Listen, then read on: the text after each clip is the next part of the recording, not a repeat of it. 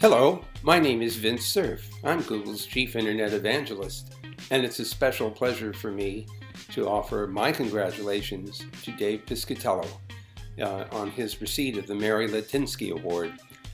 I have to tell you, Dave was always my go-to guy when I had questions about how do I make this thing more secure or safer, or what do I need to teach other people in order to protect themselves, or what changes should I make in a hardware complement, an architecture.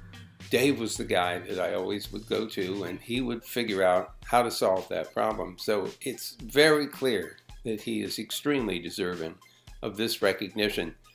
Dave, to you, congratulations. The net wouldn't be the same without you. And I hope you'll keep contributing, as you have for decades now, to the well-being and safety of the internet. It's made the world better for all of us, and frankly, as you and I both know, there's still a lot of work to do. So after you're done partying, back to work. Congratulations. Hi, I'm Dave Piscitello, and I want to thank you for selecting me to receive the 2019 Mary Latinsky Award. A lifelong achievement award is thrilling to receive, and it gives me time to reflect a bit on my own career and the many ways that it's been influenced by events as opposed to intent. So what I'd like to do is share with you a little bit about some of my background and how I got here. I graduated Villanova University in 1974 with a degree in mathematics and a concentration in philosophy.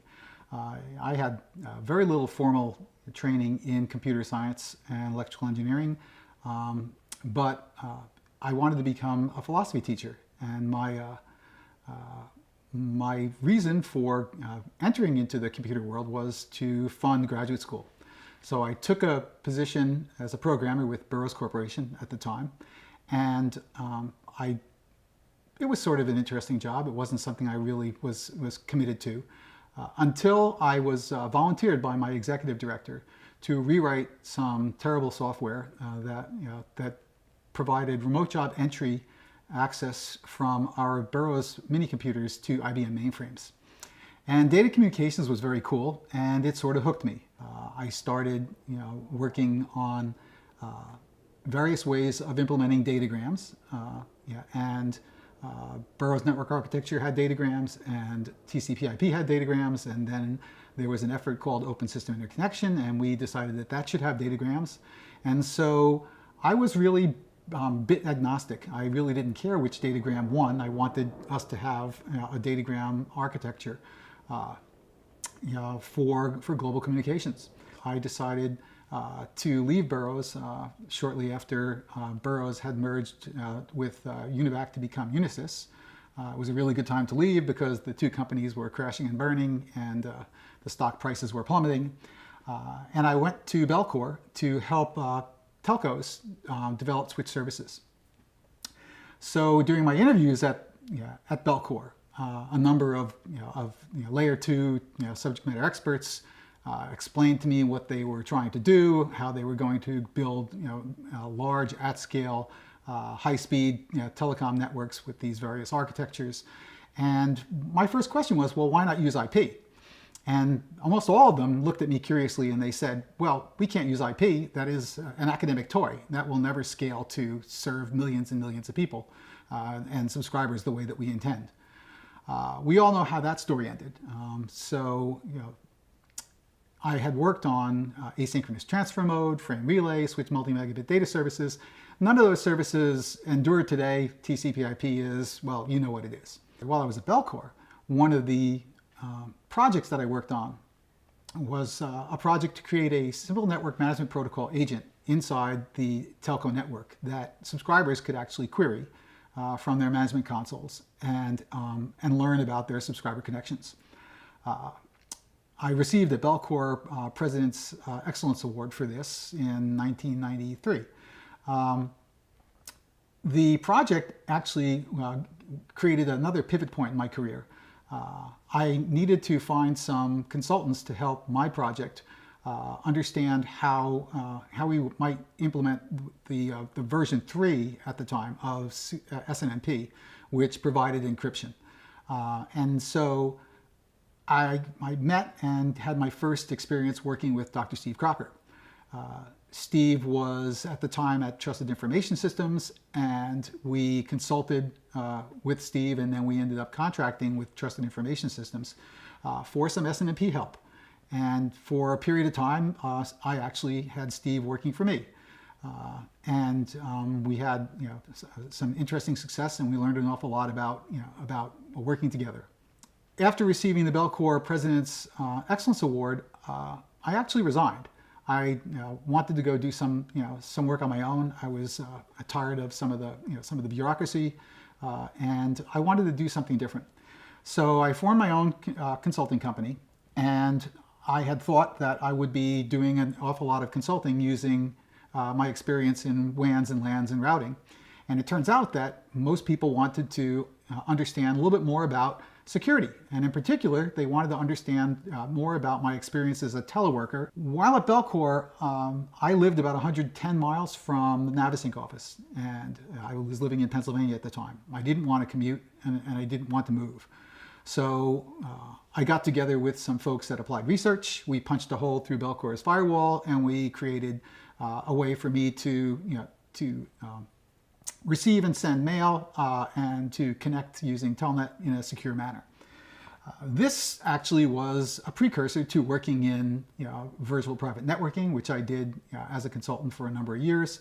Working in virtual private networking and understanding the perils of punching holes through firewalls led me to spending more time begging, borrowing, and stealing firewall technology, intrusion detection technology, and other switching systems to be able to understand how you might do this well. And then that would become part of my consulting portfolio.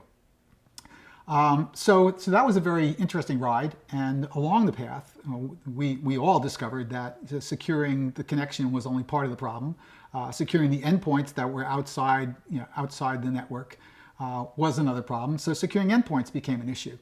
And after understanding a little bit about securing endpoints, one of the things you immediately realized was we have to understand how to secure the host itself from exploitation.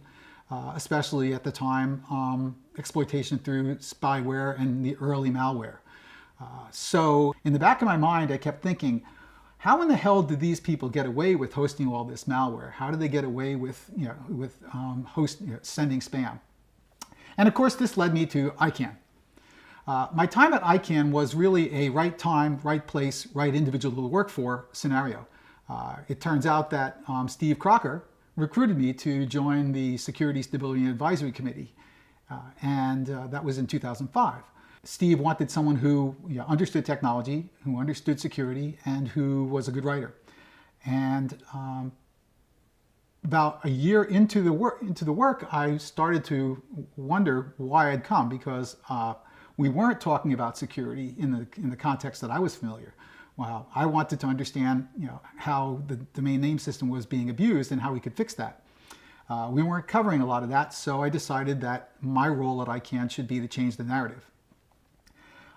Changing the narrative was not trivial. Changing the narrative involved disrupting the multi-stakeholder consensus policy process, which is in many cases a lot of attorneys running interference for their organizations or outright obstructionism.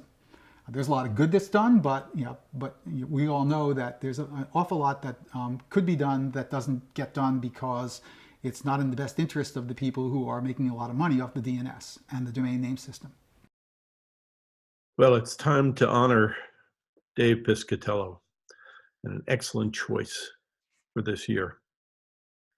I've had the pleasure of knowing Dave for close to 30 years.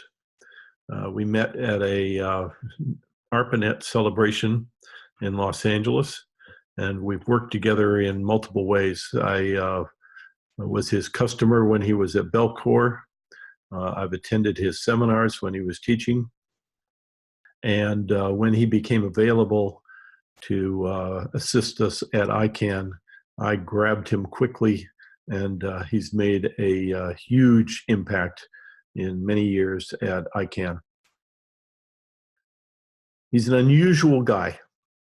He is both youthful and full of exuberance, and he is an adult. And I want to tell you how the pieces are put together.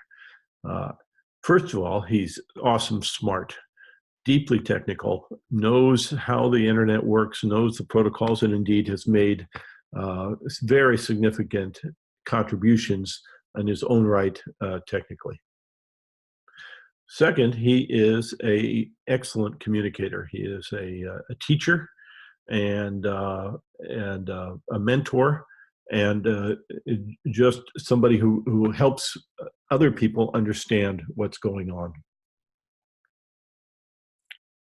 And he's a good guy. He's a friend. He's full of good humor, and a fun guy to hang out with, and a strong ally in whatever you want to do. Somebody you can trust completely. Well, all of that's pretty nice. But on top of that, he's got enormous energy. Well, that's good too. But the last part, which is the part that really distinguishes him, is he's got both an extraordinarily strong sense of what's right versus what's wrong. And he is one angry guy. He is just full of energy, and he focuses it, and it's that focused anger and intention to make things better that is the part that just makes him very special. All of us have benefited from his many efforts and attentions to problems that beset us, and you couldn't ask for somebody who is better suited for the problems of the day that we have. So I congratulate you all on having selected an excellent choice this year. Thank you. So after exhausting my opportunity to recruit people from inside ICANN and from within the existing community, I tried to reach out into the operations security community, folks from APWG, folks from MAAWG and elsewhere, and I tried to reach out to law enforcement to recruit and to bring people in to widen the discussion. And I think that was one of the successes that I had while at ICANN. It was the precursor to an awful lot of very, very useful accomplishments. I think I and some of my colleagues in my security, stability, and resiliency group were instrumental in forcing DNS abuse into the ICANN narrative. It's now perhaps one of the hottest topics every meeting. We were also instrumental in bringing law enforcement to the table in negotiations, engaging them with the ICANN community so that people understood DNS abuse and understood the impact on the public safety. And through those interactions, what I discovered was that law enforcement had a very, very strong appetite for understanding the technology. And each meeting, I would get a handful of law enforcement agents asking me if I would spend 15, 20, 30 minutes an hour talking about the DNS, talking about registration services, explaining the tech. That evolved to a law enforcement training program that took me all over the world to various national law enforcement locations in Europe, Central Europe, Eastern Europe, Asia, Pacific, South America, and Africa. So the ability to deliver training to increase the number of boots on the ground in law enforcement was a really, really important part of my career at ICANN, and the part that I was most committed to. Dave, congratulations on winning the Mary Latinsky Award. As I'm sure you've heard by now, this award recognizes someone's lifetime work, lifetime achievement to make the internet safer. And I can't think of a better recipient than yourself for such an award. Speaking back from my days in the FBI and in law enforcement, I can say that you've done so much to educate us on how DNS works, on how ICANN works, and how the internet works. And you were always happy and willing to go out of your way to help us understand those things. And you are recognized on the international front as well, Dave. I know when I travel around the world, I'm always bumping into people who know the name Dave Piscitello. So Dave, thank you for all that you've done for the community, all that you've done for us who are fighting cybercrime to make us better cybercrime fighters, and really everything you're doing to keep the internet safe. Thanks and congratulations. The other accomplishment that I hope is going to endure is reporting abuse. One of the things that was so frustrating so many times in ICANN meetings was to have parties accuse law enforcement of making things up, accusing operations security of making things up. So they would say, well, where's your evidence? So as a skunkworks project, some of us at ICANN put together, and I ended up being a project lead for what was called the Domain Abuse Reporting System. And that was a unique system that was able to provide historical data on every GTLD and every registrar from the end of November 2016 to present. There's a lot of really interesting insights that the entire world could actually benefit from seeing, and I truly hope that that data actually comes to the public eye soon. If it doesn't, I'm pretty certain that I can rebuild it. I wanted now to sort of segue to talking a little bit about what keeps me up at night, and I'm really pleased that you've given me the opportunity to speak, that you didn't choose to give me this award posthumously. So what keeps me up at night? Right now, privacy rights, data protections, and public safety. I think any of you who have spent any time as cyber investigators or in many other capacities, looking at the changes since the European Union adopted the General Data Protection Regulation, are feeling the pain of having privacy protections interfere with legitimate, lawful purposed investigation activity, and so there's a disconnect here. We are more or less throwing the baby out with the bathwater. We're adopting privacy and data protections, but we're doing it at the sacrifice of public safety. Without the ability to identify actors to their actions, we're blindfolded. So one of the things I want to try to work on over the next few years is to convince people that we need legislation that doesn't trade one harm off for another. How do we do that?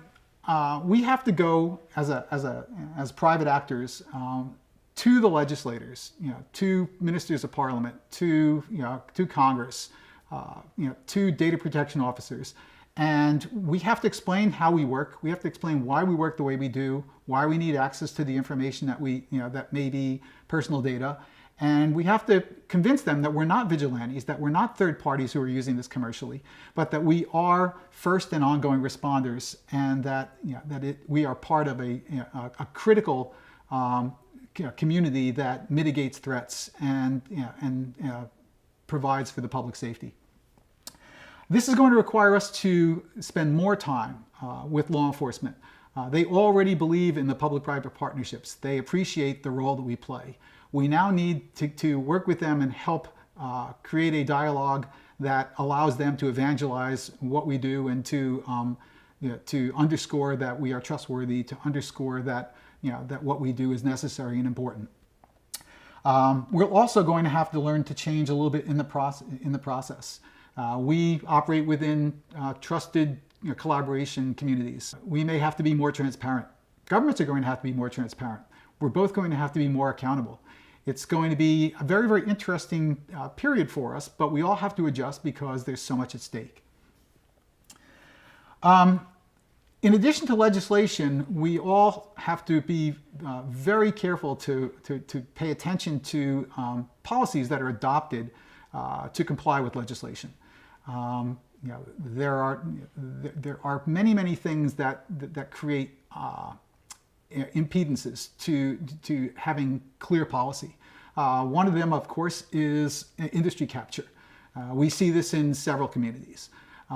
We can't have parties who claim to be part of a consensus environment dominating. They can't be like Congress, easily swaying people with lobbying. We have to promote, for example, a different way of thinking in the domain world. There's a phrase on quality domain lifecycle that I think we need to embrace. We need to convince people who are running top-level domains and registries that it's better to have a smaller but abuse-free TLD. It's more profitable. We have to go and give them numbers and figures and data that show that, and show them how to do that. We also have to continue publishing data like DAR, and even more of it, and it has to become more and more public. We have to put it in consumable forms for legislators and for policymakers. So, I think my time is up. I want to thank you for this award. I want to thank you for your trust and confidence and friendship over the years. I want to thank you for including me in this amazing community of folks who work behind the scenes.